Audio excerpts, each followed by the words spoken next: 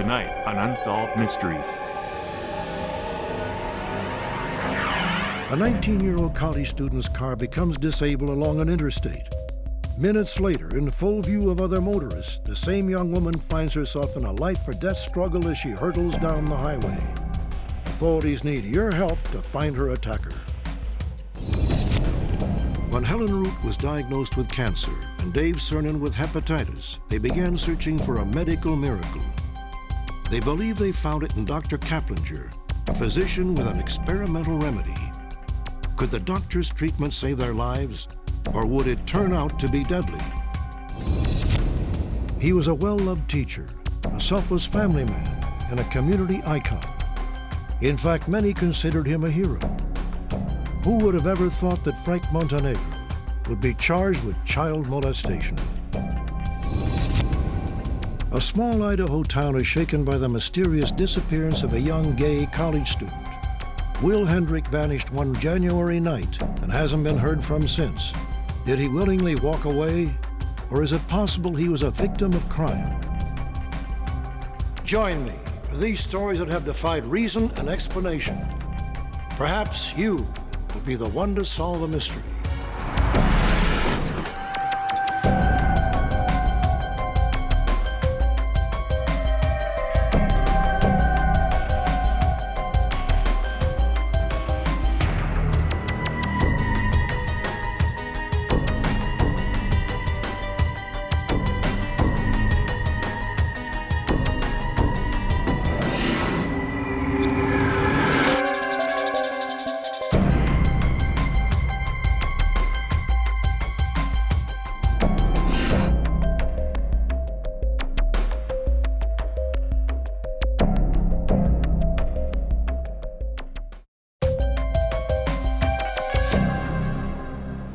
A beautiful spring day outside Little Rock, Arkansas. Routine lunch hour traffic was suddenly interrupted by an unfolding drama that was anything but routine. A white pickup swerved erratically as it barreled down the highway. Inside, a terrified female passenger struggled for her life with the male driver. Frantic 911 calls poured in, but no one could come to her rescue. Horrified witnesses were powerless to stop what seemed inevitable. The guy's going crazy and she's hanging out. She's about to fall out the door.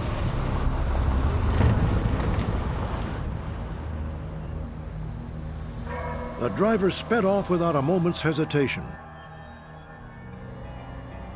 19-year-old Carson Prince was rushed to the hospital with massive head injuries.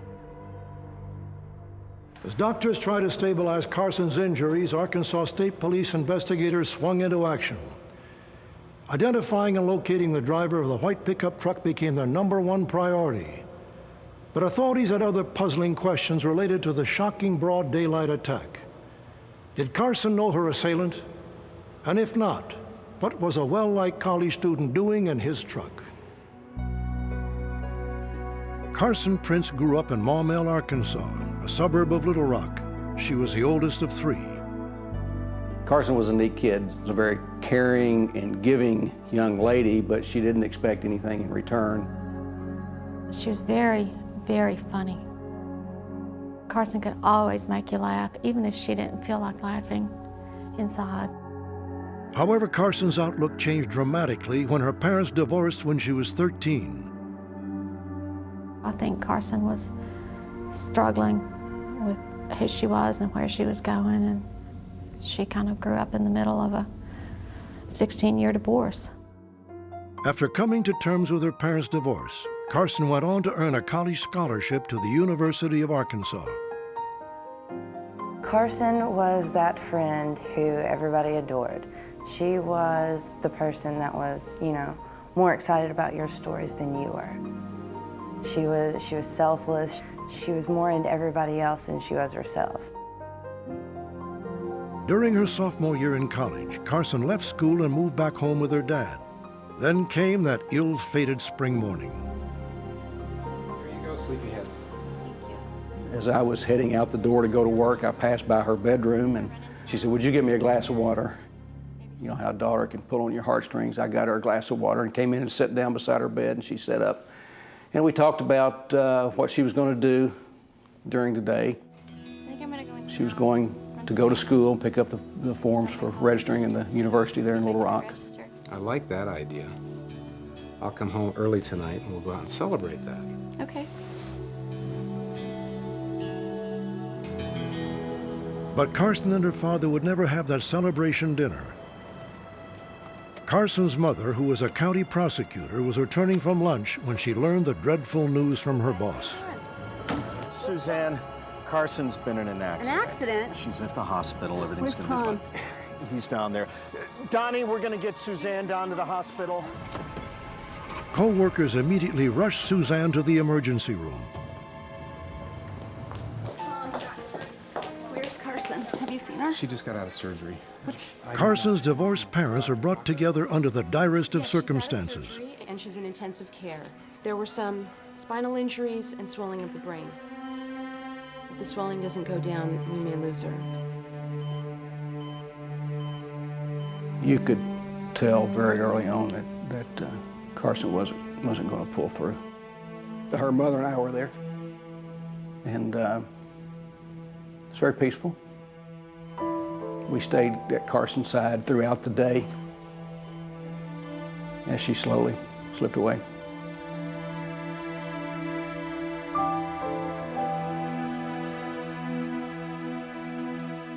"19-year-old Carson Prince died at 10:30 that night. Investigators were already busy reconstructing the events leading up to Carson's death. Carson's Ford Bronco was found alongside Interstate 430, just half a mile from where her body was recovered.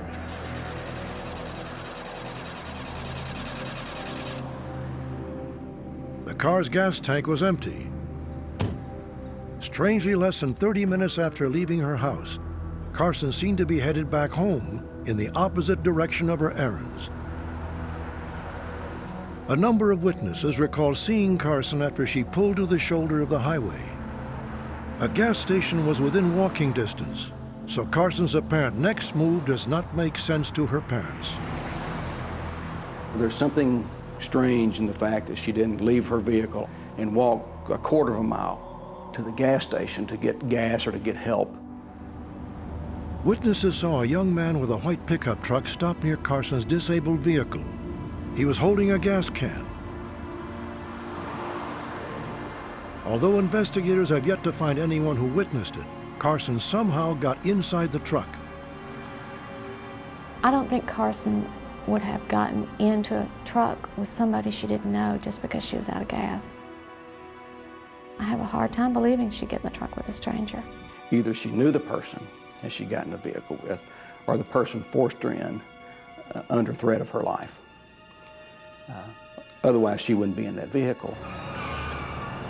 Motorists reported witnessing a violent struggle going on inside the truck's cab as it sped down the interstate at nearly 70 miles an hour. Carson was being beaten. Carson was fighting back, trying to defend herself.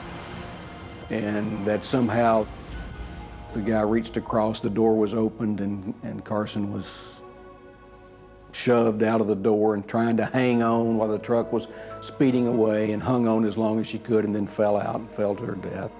And the driver continued, which naturally in the highway patrol guy's mind says, okay, well, this, obviously this guy's left the scene of an accident here where someone's critically injured, so we got to find him.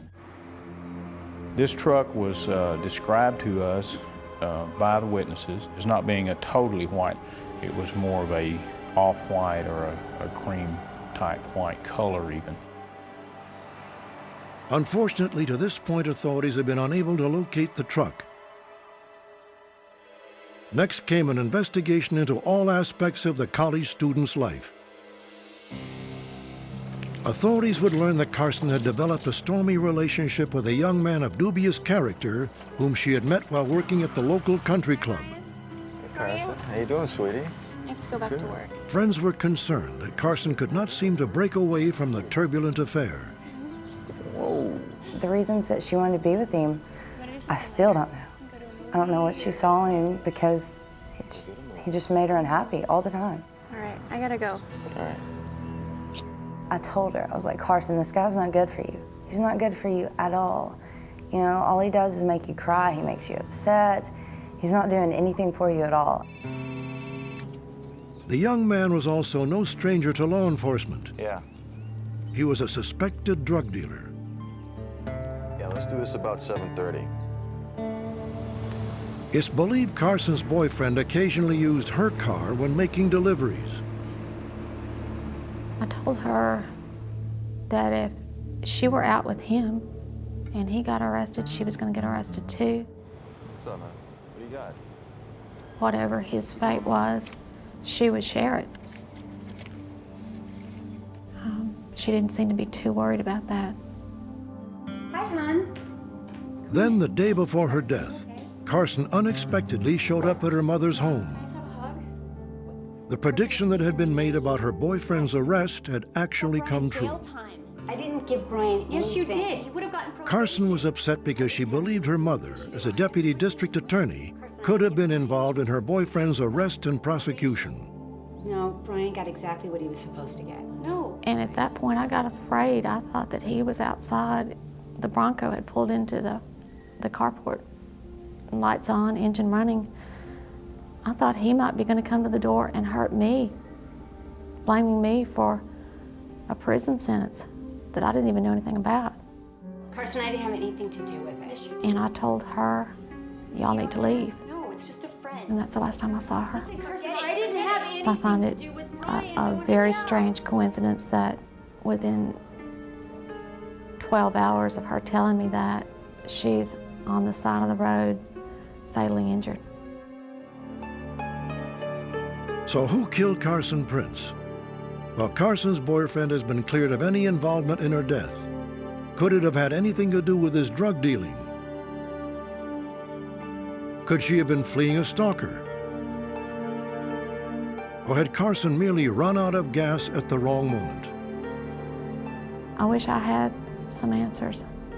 I don't think there will ever be justice for Carson, but I think there will be truth, and I will settle for that.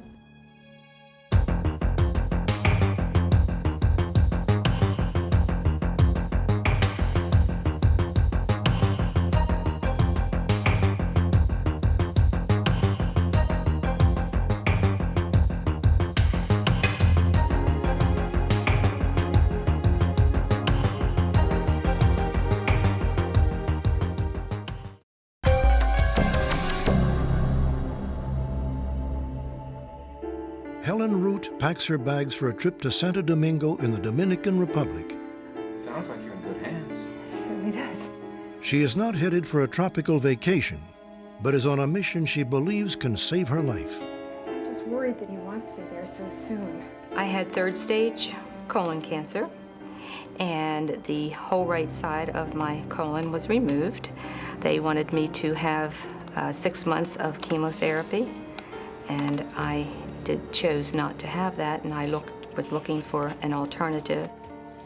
So Helen Root and her husband William mortgaged their home for the $40,000 Helen needed for an experimental drug therapy. A friend had told them about a Dr. Kaplinger in Santo Domingo who reportedly had an amazing treatment for fighting cancer. Dr. Kaplinger's resume was a long and impressive list of medical schools, including Harvard University. According to his brochure, the clinic in Santo Domingo was a world-class facility. There, his remedy, a drug cocktail called Imustim, didn't need FDA approval.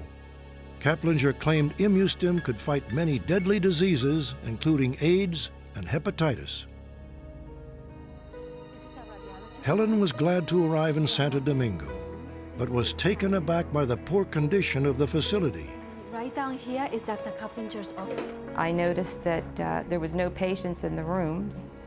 It was pretty old-fashioned looking and kind of dumpy, and not certainly what I was expecting to see. Within a few hours, Helen was relieved to finally meet the doctor she'd heard so much about. Mrs. Ruth, Dr. Coppinger. Nice to meet you. Nice to meet you. He looked very professional and very caring and very concerned about my condition. And so I thought, well, finally I'm going to get some good help here. It could become malignant.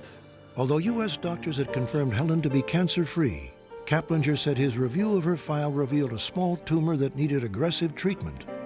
Helen was frightened, but also confident she had made the right choice to travel so far from home. You're in good hands. Because of the degrees that he had, because of his background, I thought I was in excellent hands. Until the next morning, when she received a phone call from her husband, William. Helen, you can't take the treatment. 9 a.m. Saturday morning, and it's my husband on the phone, almost hysterical, saying, Helen, you've got to come home. That man is not a doctor.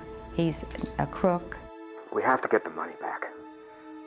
Tell him we had a family emergency. I said, Helen, you got to get out of there. He's ripping us off. Say whatever you have to say, but don't take any treatments. Get out of there. Come home as quickly as you can. I'll try.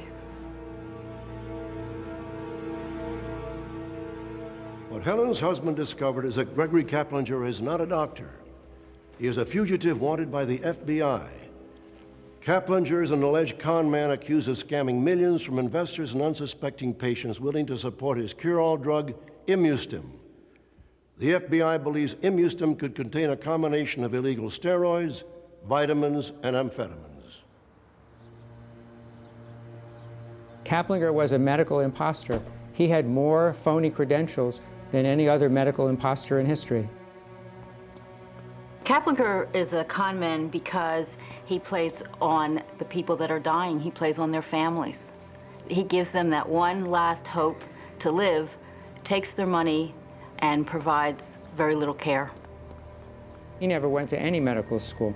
He got some of his papers by sending money to British diploma mills that simply issued them when they got his money.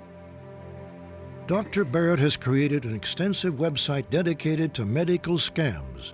It is there that a friend of the Roots read the disturbing truth about Dr. Kaplinger and quickly called William. When I heard that he was a fraud, I feared for her life. There she is down there all by herself. I thought, boy, how's she going to handle this? She doesn't speak any Spanish. She doesn't know anyone. And now her friends are the enemy. Dr. Kaplinger, Mrs. Ruth's here to see you. I knew that I had to go to his office and ask for my money back. And now I'm not talking to the Dr. Kaplinger, I'm talking to a crook. What could be more important than your life?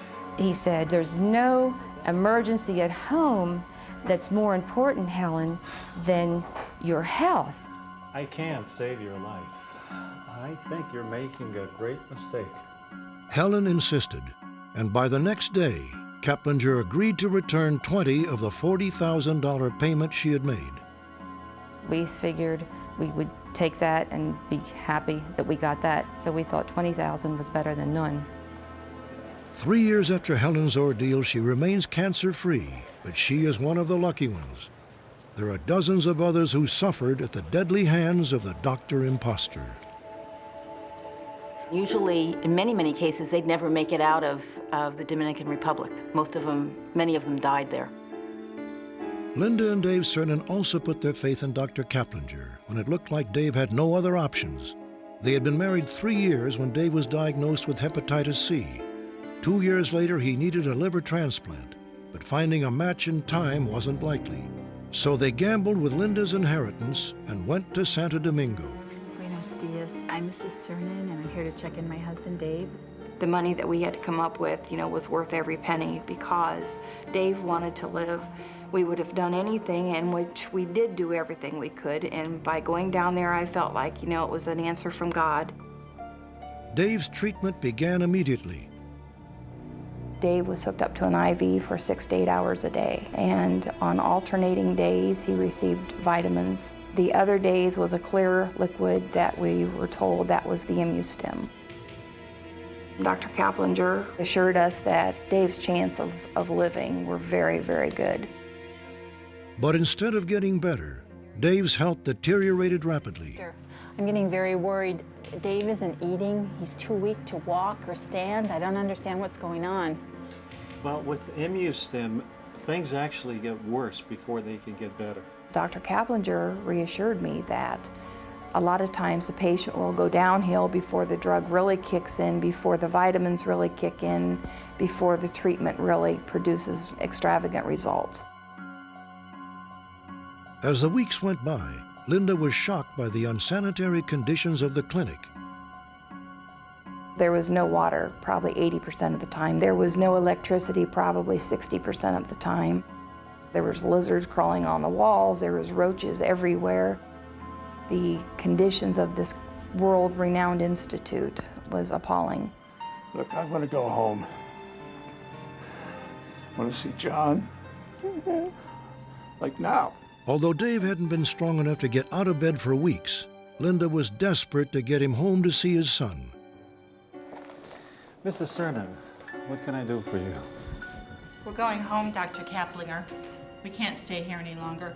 He was rather upset. He said that you have to give the treatment a chance to work. You have to stay and stick with this. I can still save him. No! I told him that there was no way that there was any kind of improvement. It was just deterioration. We realized we had made a mistake at this point, and we were going home, and we left. When we got to Santo Domingo, Dave was weak, but he was walking, he was eating. At the end of 6 weeks, my Dave could not stand, he could not eat, he could not even talk to me. He was too weak to even hold a phone. Dave Cernan passed away just 24 hours after returning to the United States. I very much believe Dr. Kaplinger killed my husband.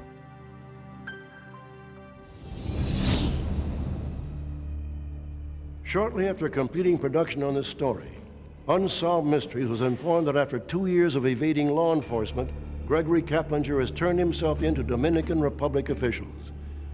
Outstanding warrants allowed Kaplinger to be immediately extradited to the U.S.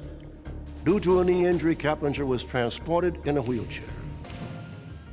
He spent 2 days in the care and custody of the Dominican authorities, and then agents from the Charlotte Division flew down to the Dominican Republic, were there no more than a half hour, took custody of him, put him in a plane and flew him back.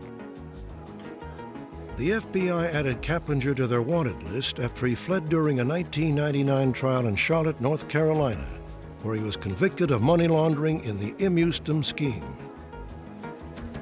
Kaplinger is also facing indictment in Philadelphia for 39 counts of wire fraud related to the travel and treatment of patients who went to his clinic in Santo Domingo. When you look at the charges of wire fraud, or you look at the charges of mail fraud, they may not seem to reach that level of, why are you just charging this man with a simple fraud when in fact, people were dying and dying terrible, terrible deaths. But it's a surefire way of putting this man in jail. Linda Cernan, whose husband Dave died soon after receiving treatments from Kaplinger, will be a key witness at Kaplinger's pending fraud trial. Kaplinger may not be able to be tried as a first-degree murderer, but he did murder these people because he knew that his drug was a fraud. In my eyes, he is a murderer. I'm hoping that when he is sentenced, that he is given enough time that he can never get on the streets again, so that there's no way he can do this horrible thing to families again.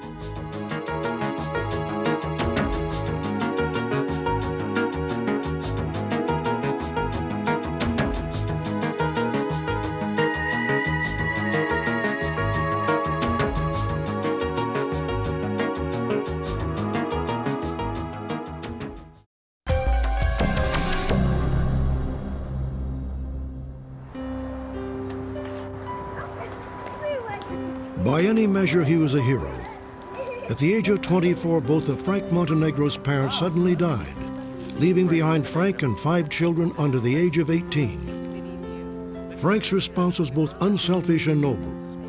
He immediately gave up his carefree life in San Diego and moved back home to Hayward, California to raise his orphaned brothers and sisters. In the first room on the left.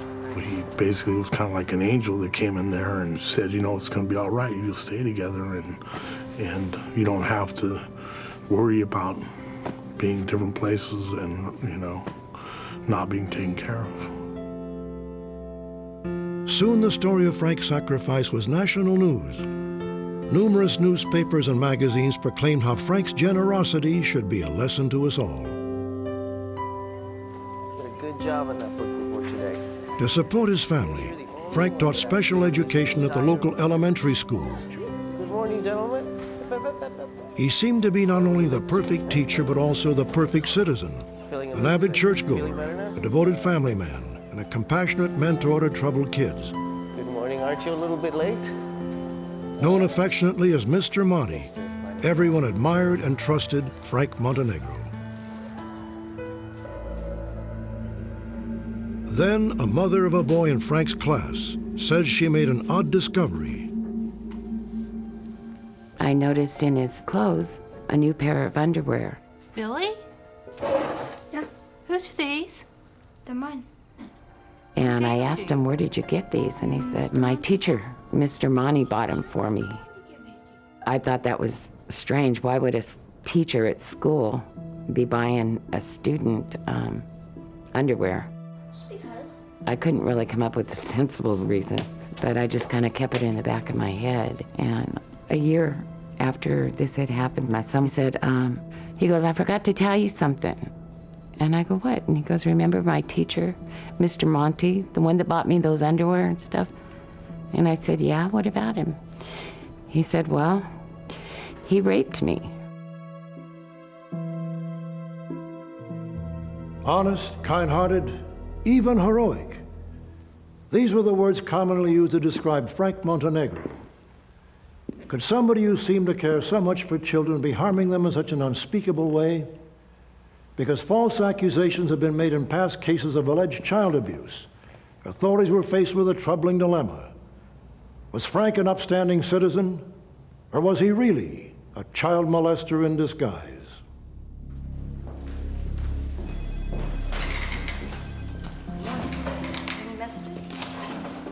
The allegation against Frank Montenegro landed on the desk of Fremont, California police detective Teresa Martinez. An officer since the age of 22, Martinez became a detective 3 years earlier and now worked on the sexual assault unit. Frank Montenegro was seen as this huge icon in the community, and you can't ruin somebody's career because one child says it happened, and you can't go into court and convict a guy for child molest or sexual assault when there's nothing to corroborate it. Do you know why you're here today? Yeah. So you know about good touch and you know about bad touch? Yeah. Martinez's professional experiences with children had shown that they sometimes lie, so she had to corroborate the boy's story. She brought him to an interview center for child and sexual abuse victims where a specialist questioned the boy. Show me where he... Teresa watched on closed-circuit television so as not to frighten the child. You want to show me on the picture where he touched you? Right here. And where do you call that spot? My private parts. What came out of that interview is the victim said that all the students in his class had seen what had occurred. When we heard that, everybody's opinion was, okay, we know that's not true. Okay. Despite her doubts, Detective Martinez immediately interviewed all of the children in the boy's class. How you doing? They all denied seeing anything. Martinez decided to re-interview the boy herself. Well, I talked to the kids, and not one of them said they saw what happened. I want you to tell me the truth. Did any of those kids see what happened? The boy admitted to lying about the other students seeing the assault. He said he became scared during the initial interview and thought this lie would stop investigators from questioning him. But he insisted that everything else he had said was true. Frank Montenegro had attacked him. You don't have to believe me, but he did it. This kid was so believable. His demeanor wasn't one of being untruthful, and, you know, he just wasn't lying, and I believed him.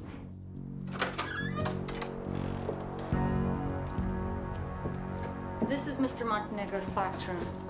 Detective Martinez searched Frank's classroom where the victim said the attack took place. Now this is pretty much As she made her way to the back, she found something you'd never expect to see at an elementary school.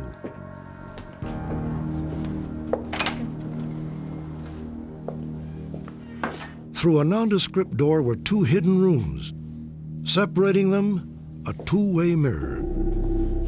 There should be no reason for a two-way mirror between those two rooms. I'm thinking, why would he need that? And in my mind as an investigator, I'm thinking, this guy's probably filming these acts. So this is the computer that I was telling you about. It's pretty nice, isn't it? The way the two rooms are set up in the back, if Frank wants to do this with this child, he can shut those doors, and even if somebody walked into the classroom, they wouldn't be able to see what was going on. The following day, Detective Martinez returned to the rooms. According to Martinez, the two-way mirror was now a regular pane of glass.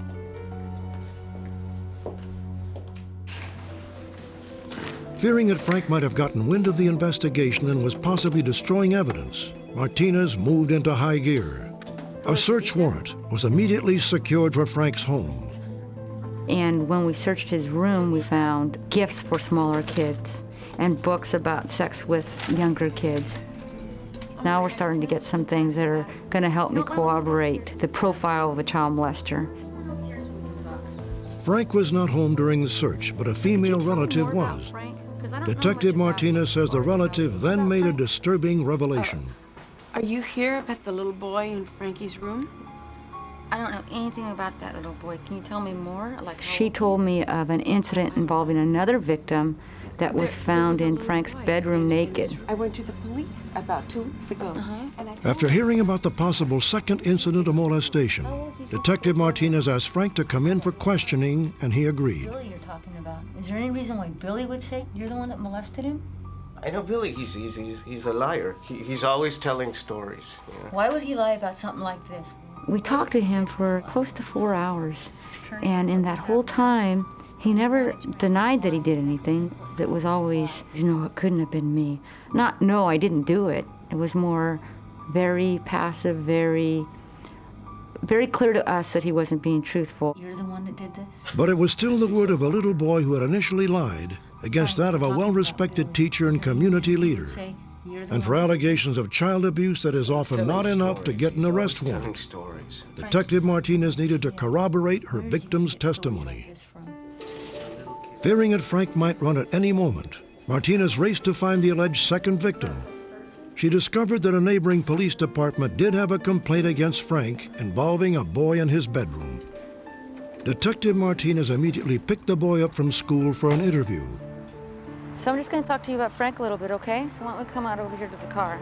His eyes started tearing up, and he looked as if, oh my gosh, I am caught. I need to talk.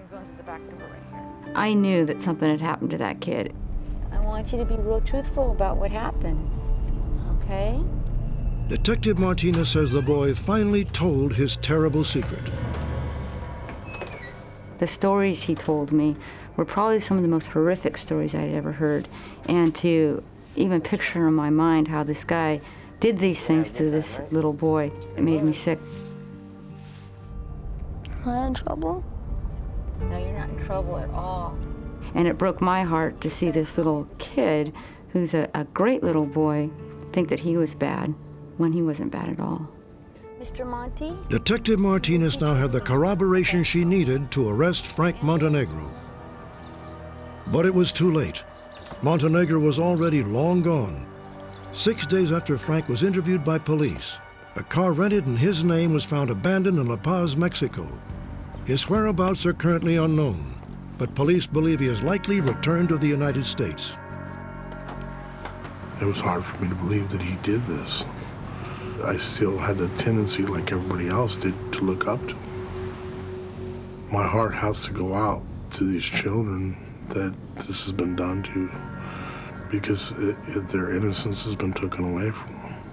I don't think just because he had a close run-in with the law that would motivate him or scare him to stop his actions. That obsession is still with him wherever he goes. And I hate to think that other kids are going through what my son went through.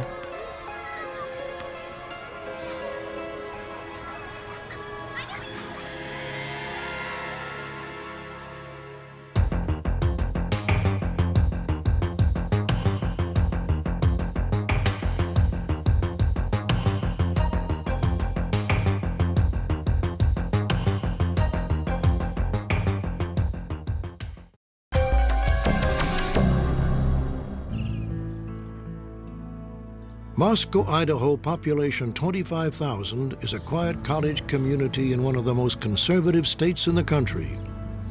The University of Idaho sits in this picturesque rural setting, making the town a unique mix of cowboys and academics.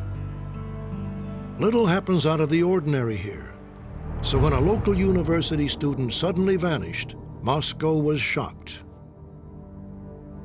People don't disappear around here. Murders don't happen. You know, I can name them on one hand in the last 20 years. We don't expect it, so it couldn't have happened. It didn't happen here. On an early January morning, Will Hendrick mysteriously vanished without a trace. Family and friends are desperate to know if Will met with foul play or just walked away from his seemingly happy life. There are few clues to lead detectives in their search. At 25, Will Hendrick seemed to have it all. He was a well-liked senior in the theater department and had a good job on campus. He recently landed a small part in a Hollywood action film. Some believe his disappearance may be connected to the fact that he was gay. No one seems to know what happened late one night in Moscow to interfere with Will's bright future. Is the outlet clear down there? Yes, it's kind of bad foot. It's okay. Okay. The evening began with hard work. Will and his partner Jerry, who'd been together for 5 years, were remodeling their kitchen. That's it. I'm done. Well, Katie's party's tonight and we're going, right? Will decided he wanted to go to Katie's party. I'm too tired. I didn't want to go. I wanted to go to sleep. And at about midnight, he said, okay, I'm going to go and I'll be home in a few hours. I'll see you in a few hours. The last thing I told Will was, I love you. And he said, I love you back. It was the last weekend before school started, and everyone was coming back into town from Christmas break, and it was a perfect excuse for a party. Oh, hey, Will. Hey, Katie. How's it going? Good, how are you? By the time Will arrived, 2 parties were in full swing. On the 3rd floor were Moscow locals, mostly former athletes from the town high school. Katie's party on the 2nd floor was for her friends from the college theater department. Because of the 2 different worlds that were kind of colliding that night, my concern was that there could be a possibility for some sort of confrontation, since Will has no problem being open with how he is and with every opinion.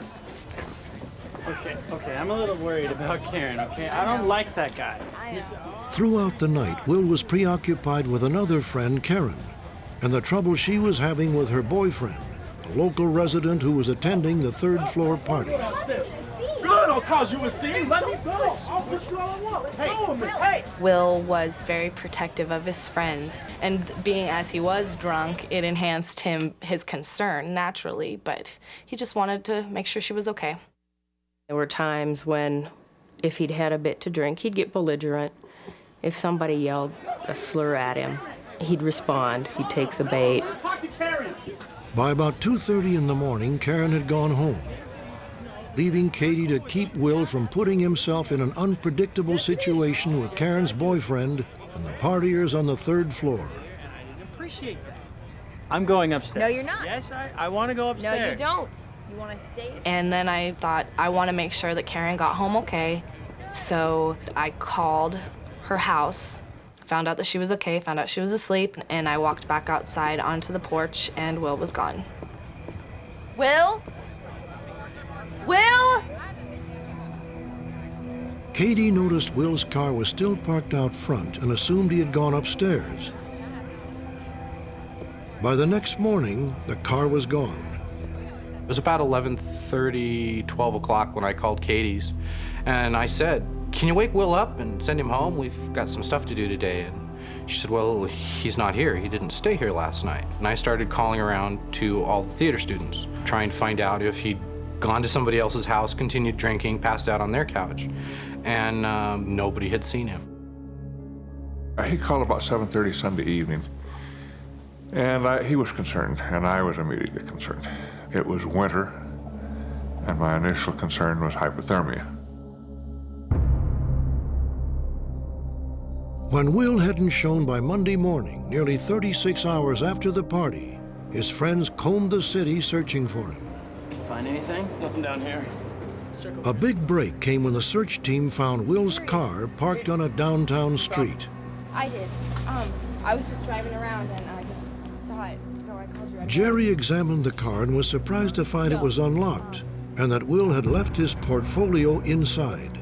That portfolio carried all of Will's artwork, his drawings, his makeup sketches, everything that was important to him was in that portfolio. And on the dash, his work keys from the university. The keys that were left there, they never left his body. Here's keys right here. They were clipped to his belt or they were at home, because if you lost the keys, then he would have to rekey the building.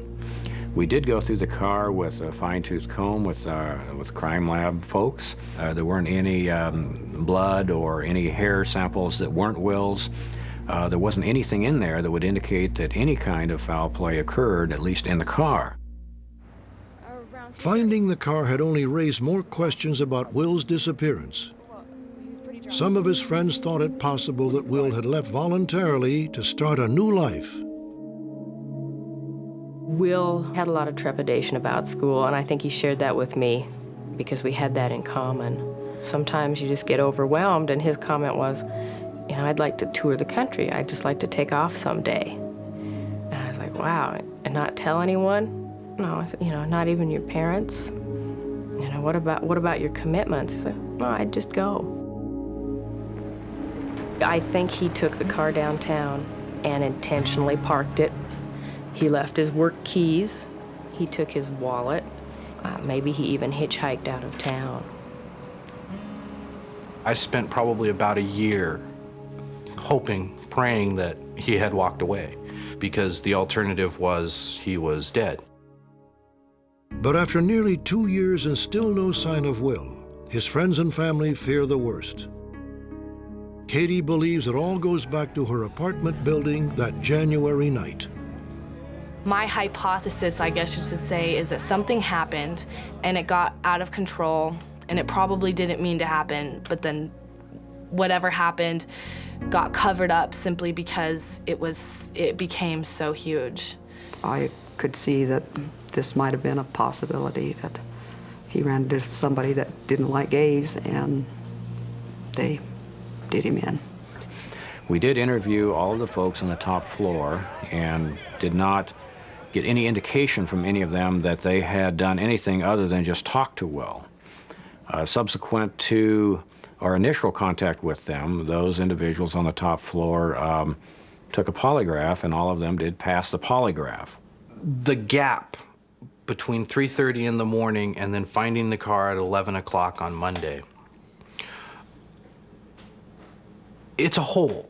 It's a blank hole. Jerry believes the car might hold the most important clues to Will's disappearance. When the police released the car, he discovered disturbing details. I found out that there was mud caked on the inside wheel wells of the car. So there was no reason for mud to be caked on the inside of the wheel wells. And then the other odd thing was that somebody had moved the seat all the way to its far back position, indicating to me that a large person may have been the last person to drive Will's car. Grasping for answers, Jerry pursued a theory that someone they both knew might have crossed Will's path early that January morning. 2 months prior to Will's disappearance, Jerry had fired a van driver who worked for his shuttle service. One morning, he came in from his shift, demanding that the operations manager go out and change a headlight. It's your van. You own the van. You fix the headlight. I don't want to argue about this, okay? He started yelling, screaming, and ended it with a slur at my sexuality. Faggot! I terminated him on the spot. What did you call me? Get off the property! I don't want you here again! He subsequently went to work for a long-haul trucking outfit. And on the morning of Will's disappearance, at approximately 4:30, 5 o'clock in the morning, he checked out a refrigerated truck from the dispatch in Lewiston, 30 miles south of here. There is a coincidence there in that the last time Will was seen was about the time this driver would have been going to Lewiston. We have had a number of sightings across the country that people call us up and say, hey, we have seen Will. We have checked each and every one of those calls out, and they have not proven to be Will. We have checked out hundreds of leads, put in hundreds and hundreds of hours on this particular case, and as far as absolute facts that we can lay down on a piece of paper to show what may have happened, we are no closer than we were on day one. I don't know that it's important to find him, because if he's dead, and I believe that he is, I know where he's at. But I think having a body can really definitely put some closure.